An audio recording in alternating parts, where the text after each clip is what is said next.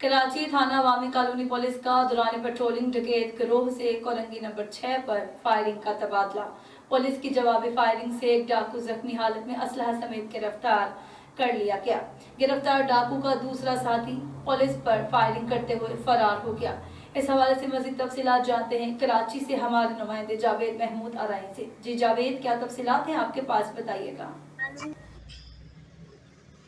जी बिल्कुल, एसएसपी ज़िला कोरंगी हसन सरदार की हिदायत पर अमल दरामद करते हुए थाना अवामी colony SHO sub inspector सैयदनान Bukhari का पुलिस टीम के हमरा दौरान पेट्रोलिंग डकैत गिरोह से कोरंगी नंबर 6 पर फायरिंग का तबादला। पुलिस की जवाबी फायरिंग से एक डाकू जख्मी हालत में असले समेत गिरफ्तार कर लिया गया। गिरफ्तार डाकू का दूसरा साथी पुलिस पर फायरिंग करते हुए फरार हो गया।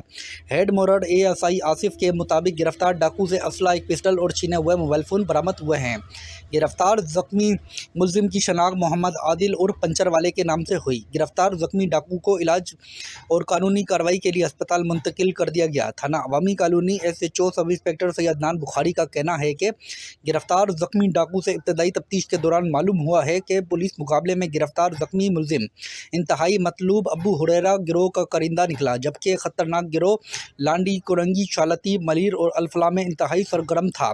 गिरफ्तार जख्मी मुलजिम से 25 से जायद लूट मार, डकैती और राजनी की वारदातों का इंकशाफ हुआ है। गिरफ्तार जख्मी मुलजिम के जेर इस्तेमाल मोटरसाइकिल कुरंगी के इलाके से छीनी हुई निकली। मुलजिमान का गिरोह मुर्तज़ा चौक, नदी, लांडी से वायरलेस गेट तक शहरियों को लूटा करता था। गिरफ्तार मुलजिम पर जमान टाउन, अल्फला और लांडी में गैर कानूनी असले के मुकदमात भी दर्ज हैं।